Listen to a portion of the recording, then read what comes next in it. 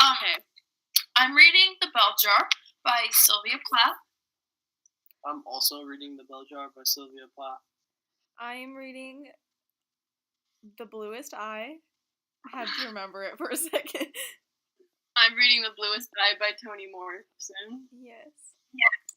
Okay, and then we can just talk about like the themes of our book and then like how they relate. So The Bluest Eye was a lot about racism and women, and so we're talking about the second part of the book, right? Yeah.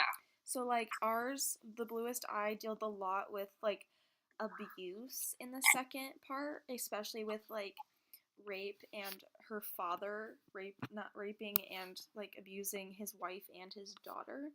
I don't know if your book dealt with anything similar to that. I had a moment of that, but in the first half. Yeah, ours was more about like our second part of the book was kind of. I thought it was more disturbing than the first part because I thought the first part of our book was kind of like the signs leading up to depression, and then the second part was like it kind of like trying different ways. It showed me like trying different ways of like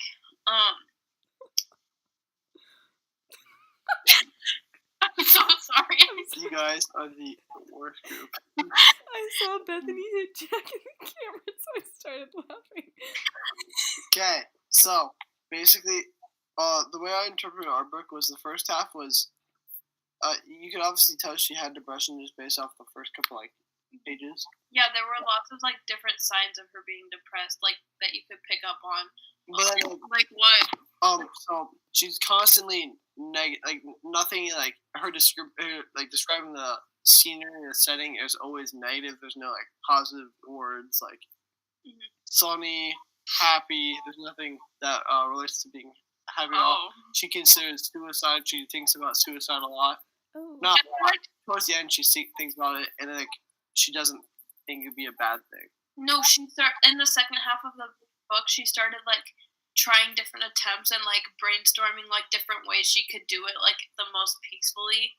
And so she was like, it would have like different chapters, and it would have like a title from a news article of someone who attempted suicide, and then it would like have a few paragraphs about her like contemplating if that was a good decision or not for her, but she wouldn't ever go through with them. She just would like, at one point there was one about her trying to like drown herself, but she just like couldn't go through with it because she'd find one thing that like made her not want to. Like, yeah. The water was too cold. So it sounds like your book is more about her abusing herself, and ours is more about like others abusing other That's people. Accurate. Except I guess ours could kind of relate to like abusing oneself, just because the characters did talk negatively about themselves a lot, especially with like mainly with like how they looked and stuff. But they were everything they said, like a lot of the things they said were all negative, and they didn't really seem to care much for themselves. And yeah, I also think our book can relate to theirs just because of like the whole mental health thing. Like theirs talked a lot about depression. Ours didn't really talk about mental health until the very end, but it talked about what happened to Piccola after. That was the girl who got raped by her dad, and her kid ended up being a stillborn. So she like suffered a lot with mental health problems after that. Like there's a whole chapter where she's basically having a conversation with herself, and like the whole town says that she's crazy pretty much. Yeah.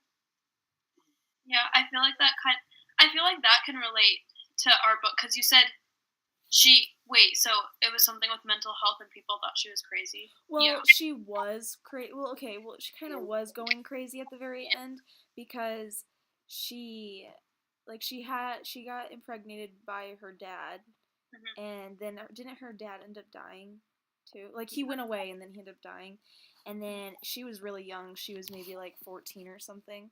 And she had this baby, and her baby died. So there was a lot of like traumatic events going on in her life, which kind of made her go insane a little bit.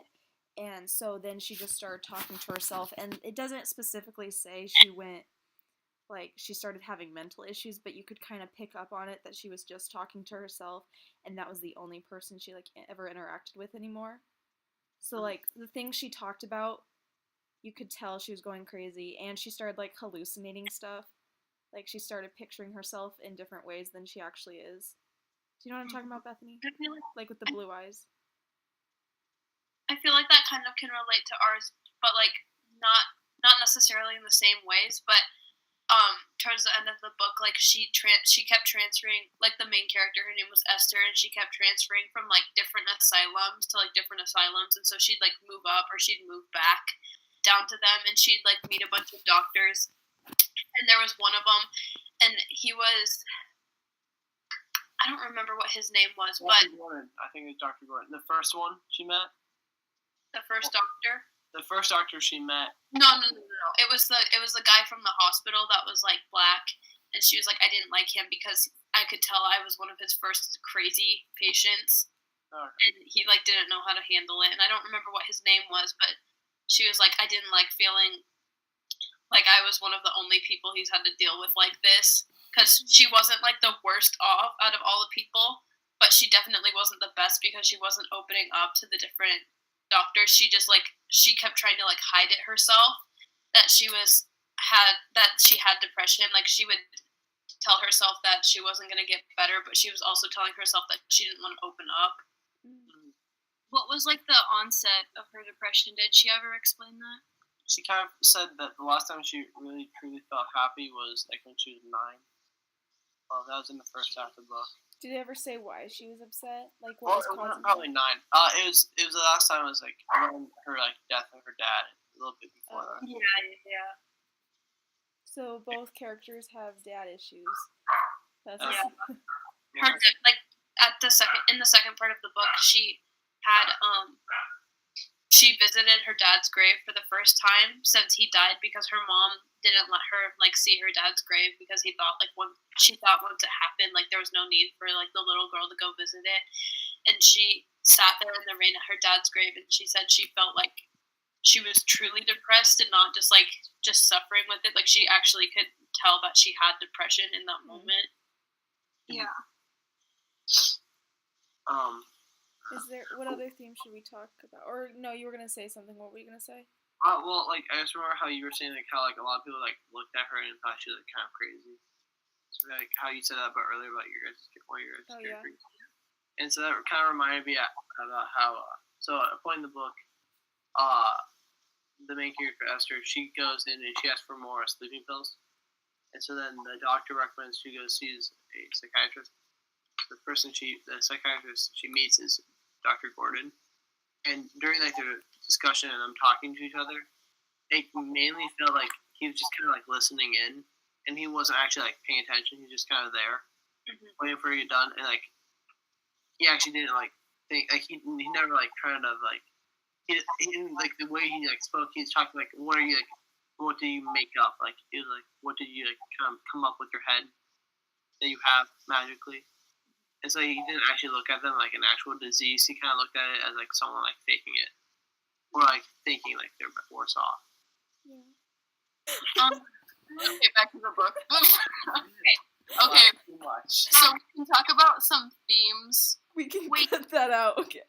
Actually, I don't even know if you can cut that out. Actually, can I get like a story about your guys' book? I really don't. Okay, I'll talk about it because I feel like I haven't talked a lot. So pretty much, our book was in like a few different perspectives. So there was like a girl named Claudia who talked in first person, and then there was Piccola and her whole family, and like it kind of switched between who they were talking about because they developed both her mom and dad, and like her family itself, or the house they lived in. So it kind of explained how Claudia and Piccola crossed paths, and then it also added like some different perspectives. There was one about this guy named Soap House, I think was his name. I don't know how to pronounce it. I forgot what it was. But I don't know, that chapter was kind of weird. But pretty much it talks about like just different little girls and what like beauty meant to them. So, like, Claudia never really, like, cared about what she looked like, and she would kind of get annoyed at the fact that, like, little girls thought that, like, Shirley Temple was, like, the cutest thing in the world.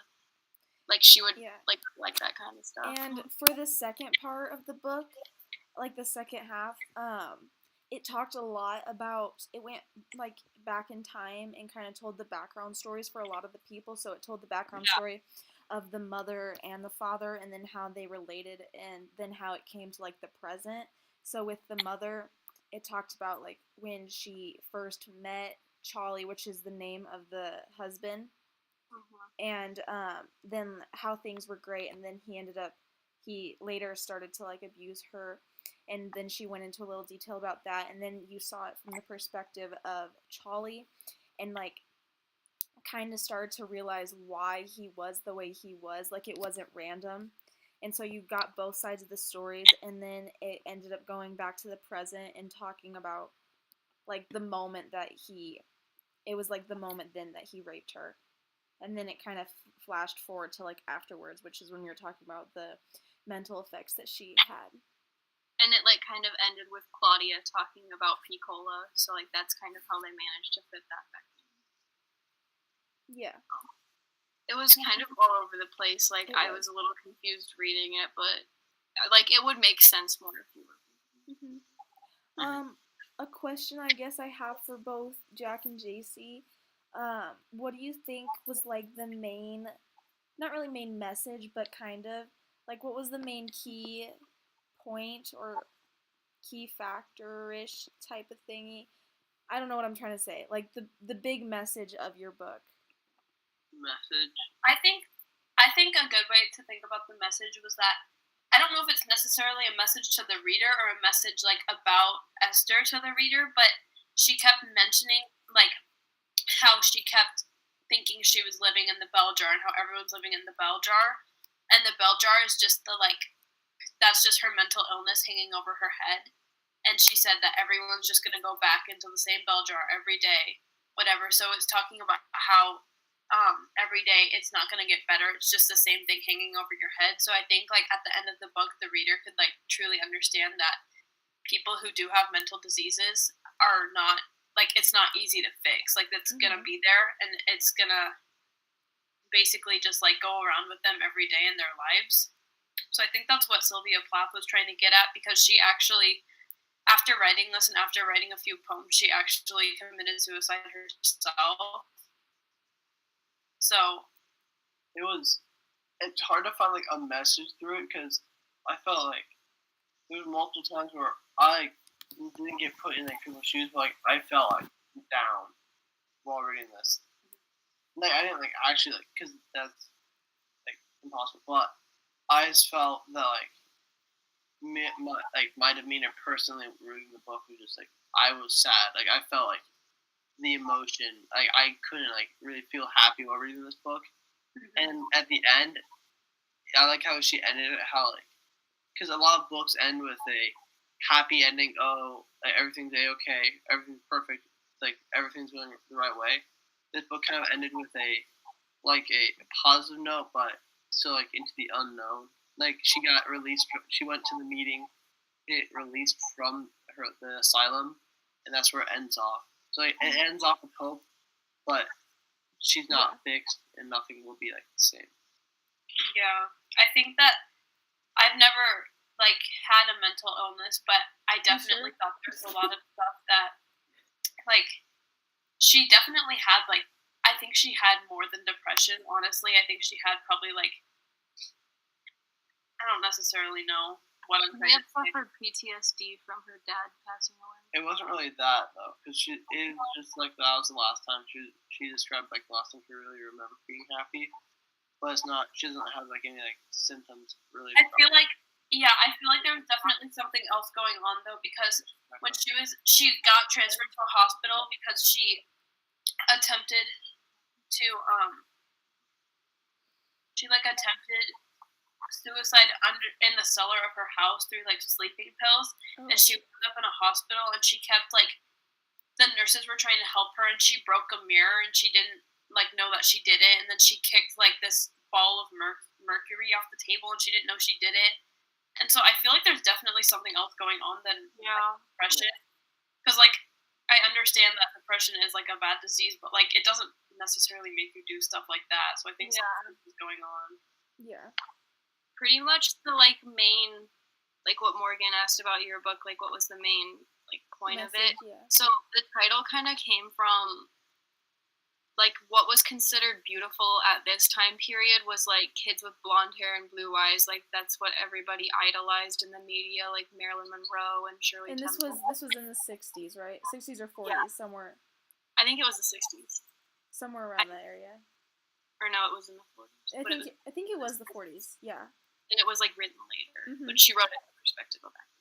So pretty much what they were trying to talk about was that Piccola would always say, like, she would feel beautiful if she had blue eyes, and in the end she, like, was imagining that she did, and that was part of, like, what was the onset of her mental illness.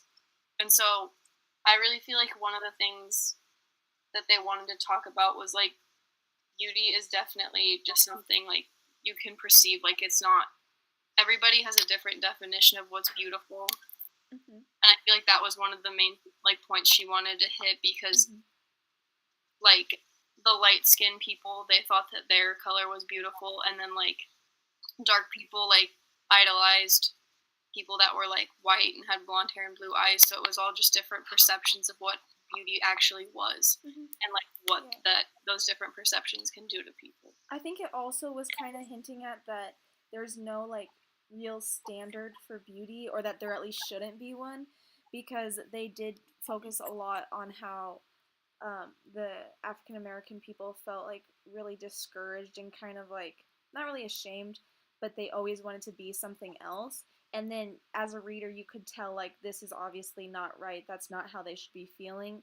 And so, and then especially at the end when they showed how crazy the girl got, and then how she finally did get what she wanted, how it is kind of a crazy reality to want something so extreme and something that's not yourself. And so then you should just be grateful for, like, I mean, you should be, everyone's beautiful, so there's no reason why you should want to be like someone else. I think that's kind of like what she wanted to hint at. Mm-hmm. I think from actually after hearing the question again, I think I can maybe give a better answer to our book. It's kind of give a lot of books or a lot of things out there don't give an accurate like, or don't give like the perspective of a person with depression. They don't really give like, no one, like, I never really like thought to like think about like what thoughts does a person, like, I always hear, oh, the person has depression, like they're diagnosed, so I think they're just like always sad, or like they're always negative. I never like actually sat down and always thought about, or like, I never got like a true picture about that. And so it gave me a good light, and like gave me different thinking about how people with depression actually think. And I think that's very misconstrued in the media, or how like our perceived thoughts about it. And then also it kind of gives light to how mental illness was treated back in the 50s, which is when this book was taking place. Yeah, that's set in. It was set in the 50s, and it gave us perspective on how people with this disease were like treated with lobotomies and electroshock therapy. A lobotomy she did not get, but a person she knew got a lobotomy. What's that? It's a lobotomy is a disease, is a procedure where like they will burn part of your brain or cut part of it out sometimes. They like remove the frontal part of your brain to help with like part of it. So then mental illness. To like remove the front part of it. not so, the whole thing, because you actually need that, but like part of it, so in order to like control your emotions better. Mm-hmm. I think Jack brought up a really good point. You started talking about like how you started talking about media a little bit, and like the effect of that. Do you remember what you said? I mean, I said that like It's misconstrued. it's misconstrued, because Yeah. I always thought this depression was someone always being sad or something like that. I Yeah. never thought of the actual thoughts they go through, because the way the author told it was how they could never find anything that was going positive. Like, it always felt like no matter what would happen, something bad would always happen. And They I can think warn it. go on. I think these topics, like in both books, are still kind of portrayed in the media in a different way today as well. Like how you said you never read a book where it comes from the first perspective of someone that actually has depression, or at least there's not very many of them. And I think that's still kind of prevalent. Like in media, you don't really hear it. Like you hear about it, but you don't really like hear about it. And then same with like Bethany and I's book. the beauty is like beauty standards are still like perceived very differently in the media than the way maybe they should be. And so I think both of our books kind of relate to like, even though they were still like very relatable back then, they're also relatable now as well. Yeah. Yeah, and you can go, JC. I watched like for my extension from part 1, I watched like a TED talk about this guy, and he was called